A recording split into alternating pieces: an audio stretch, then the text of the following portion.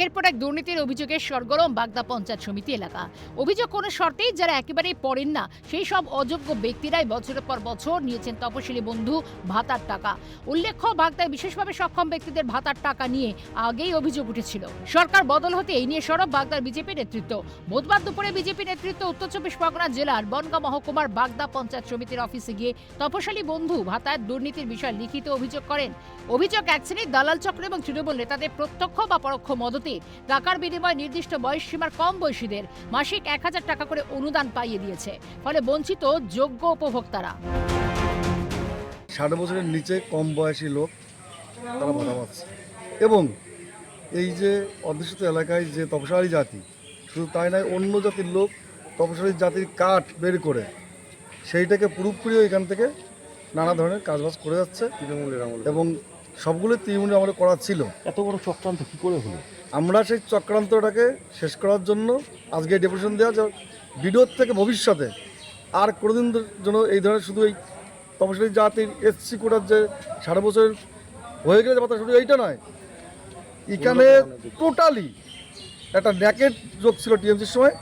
আপনি হ্যান্ডিক্যাপ থেকে শুরু করে যত প্রকার এখানে আছে, বৃদ্ধ ভাতা থেকে শুরু যা আছে সমস্ত মধ্যে জলগুলো আছে এখানে।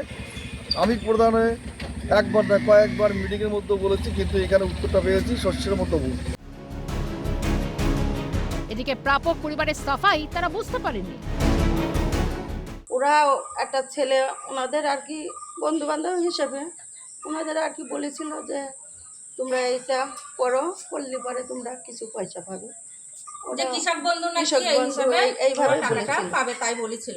এবার তারপরে কি বিষয়ে কি টাকা ঢুকেছে সেটা বলতে পারে শোনা মাত্রই জবে থেকে ওরা জানতে পেরেছে। এই জন্যই তো দরকার আমাদের কাছে অফিসিয়ালি ওনার স্যালেন্ডার করে দিয়ে স্যালেন্ডার কপি ওনাদের হাতে দিয়ে দিয়েছে। দুজনই হ্যাঁ, দুটো লোকই স্যালেন্ডার হয়ে গেছে। বুঝতে পারেনি না? না, ওরা বুঝতে পারিনি এটা হবে, এটা মানে এইভাবে গিয়ে পরিস্থিতি দাঁড়াবে। একজন গিয়ে বলেছে করে দেবে।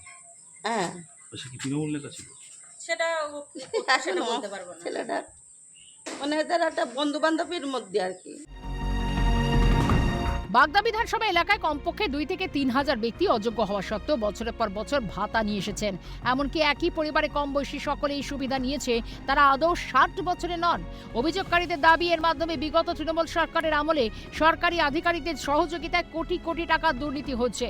সরকার তদন্ত করে সত্য উন্মোচিত করুক। বিভিন্ন ধরনের ভাতা তারা পাইয়ে দিয়েছে, এইটা আমরা হতে দেব না।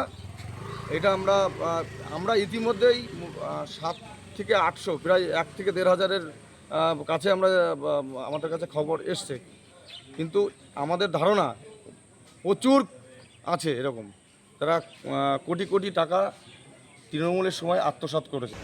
আমরা বিভিন্ন জায়গায় বিগত দিনে আমরা দেখেছি যে প্রত্যেকটা জায়গায় তৃণমূল কংগ্রেসের নেতাদের দ্বারা বিভিন্ন দুর্নীতি হচ্ছে। আবার আমরা পুনরায় একটা দুর্নীতি যেটা দেখতে পেয়েছি, এটা হচ্ছে তপশিলি বন্ধু ভাতা, যাতে 60 বছরের যারা পিছিয়ে পড়া জনজাতি এসসি এসটি ওবিসিদের জন্য একটা বিশেষ একটা ভাতা দেওয়া হয়, যেটা মাসিক 1000 টাকা করে।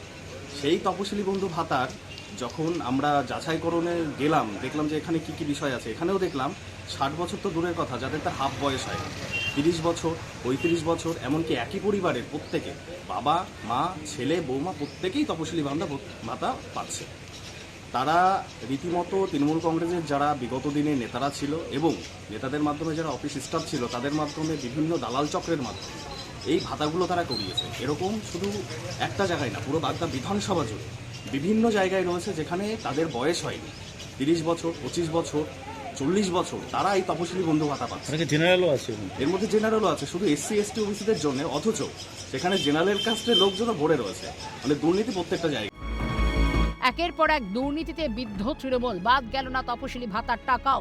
এখন প্রশাসনের দিকে তাকিয়ে বঞ্চিত উপভোক্তারা। কোটি কোটি টাকা, সরকারি টাকা এভাবেই আত্মসাৎ করা হয়েছে। এবার কিন্তু স্থানীয় বিজেপি নেতৃত্ব তারা কিন্তু ব্লক অফিসে এসে অভিযোগ জানালেন, দৃষ্টান্তমূলক শাস্তির দাবি করলেন এই চক্রের পেছনে যারা যুক্ত রয়েছে। আর তাতেই কিন্তু তারা থেমে থাকবেন না, তারা গোড়া থেকে উপড়ে ফেলারই কিন্তু নিদান চাইছেন।